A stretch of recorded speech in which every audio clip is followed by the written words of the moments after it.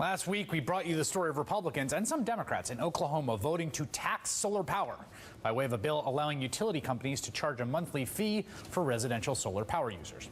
But that is just one small example of a far broader attempt to kill solar power. Today, a great piece in the LA Times pulls back the curtain on the staggering breadth of this effort. The Koch brothers, anti-tax activist Grover Norquist, and some of the nation's largest power companies have backed efforts in recent months to roll back state policies that favor green energy.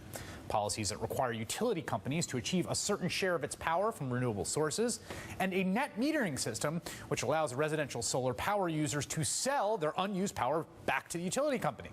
These are the very policies under attack by right-wing groups. According to the LA Times, ALEC, the American Legislative Exchange Council, recently drafted model legislation that targeted net metering. Of course, conservatives have had a long-standing animus towards solar power. The Reagan administration gutted the research and development budgets for renewable energy at the Department of Energy and actually had 32 solar panels that had been installed in the White House during the Carter administration dismantled. And there was one of the right's favorite targets, the Solyndra debacle, which was recycled for an ad last year in Arizona by the conservative group 60 Plus. We've seen this before. The true engine of economic growth will always be companies like Solyndra. Connected companies getting corporate welfare. Now California's new Solyndris, Sunrun, and Solar City are getting rich off hardworking Arizonans. Again, that ad was part of a broader effort in Arizona. According to the LA Times, a major utility and a tangle of secret donors and operatives with ties to ALEC and the Kochs invested millions to persuade state regulators to impose a monthly fee of $50 to $100 on net metering customers. Ultimately, a monthly fee of about $5 was imposed. There is a reason for all this ideological animus. Solar energy is the single biggest threat to the fossil fuel industry in this country. According to a recent report by the consulting firm McKinsey & Company, cost reductions will soon put solar, quote, within striking distance in economic terms of new construction for traditional power generation technologies such as coal, natural gas, and nuclear energy. So, if you're, the Koch brothers, and you've got a lot of money in fossil fuels, well, you've got reason to be nervous. We asked Koch Industries to respond to claims made in the LA Times piece, but have not yet received a reply. Instead, joining me now, Nikki Silvestri, Executive Director of Green for All, organization focused on building a green economy that lifts people out of power. And here's my favorite thing about the attack on solar from the fossil fuel industry and from conservatives, is they say, well, all of this is subsidies, and we need to let the free market decide. There is nothing more ridiculously socialistic command and control than the current utility system. You have no choice. You don't get to pick where your power from. The entire thing is the most command and control, centrally planned thing that we have in our entire economy. That is absolutely true, Chris. And you know, we really have to sit and think about, what are we talking about? What is the argument? Solar is good for all.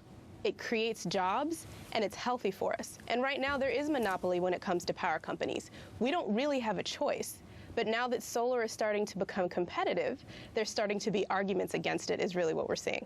And the other part of this, of course, is all of this talk leaves out the biggest elephant in the room, which is climate change, which is that solar power is zero emissions. And all these companies and the Koch brothers have money invested in fossil fuel, to Exxon and whoever else that have money. They are polluting for free. They are not paying for that pollution right now. And so, yeah, if you don't charge them for the pollution, then it's got a pretty good cost profile on it. That's absolutely true. And it also leads you to ask the question, what are you actually arguing against? One of the biggest issues when it comes to climate change, and one of the biggest attacks from the right, is you can't have both solutions that are good for the environment and good for the economy at the same time. But then you look at something like solar. We're in desperate need of jobs right now. And the solar industry was growing 10 times faster than other sectors in the economy. If you want an argument about a win-win solution, you've got solar. And that's, I think, part of why it's such a threat. Is there a political constituency, as I read about this article, and I've been talking to folks on the front lines of these fights, is there a political constituency on the other side? I mean, who's going to the Capitol in Arizona or Maine or Oklahoma to fight against this kind of rearguard action by the fossil fuel industry? Well, you've got people on the ground that are really interested in ensuring that solar happens for everyone. And I want to make sure that I understand your question. Are you asking the question, who's on the ground who wants solar, or who's on the ground who's against solar? Exactly. Who wants solar? Who is defending solar against this sort of war that's been declared on it? Well, I've got a great example for you. We've got Volt Energy, which is an energy company that's in D.C. It's an African-American owned energy company, one of the few that's actually growing when it comes to solar. They put a solar project on a church. I'm actually going to be going to tour it this week for Earth Day. And this church has been able to use this solar project to educate entire African-American populations on energy efficiency.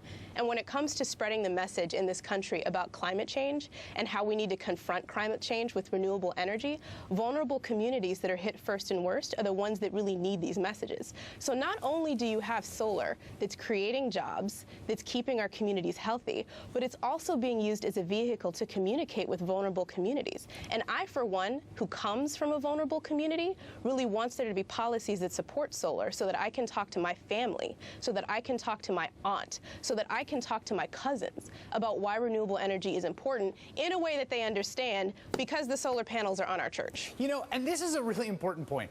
Solar represents a threat to the current fossil fuel incumbents in the same way the That's internet right. did to the big broadcast companies or the big legacy media companies, which is you can't just build a little boutique coal fire plant on your local neighborhood church, right? There's no Right. other, you can't build a little nuclear reactor in your basement or your neighbor's going to put in a nuclear reactor. Solar is Right. distinct in this way in which it is so small and distributed that you can have it on a neighborhood church, you can have it on your neighbor's house, and that is really, really appealing, I think, to people.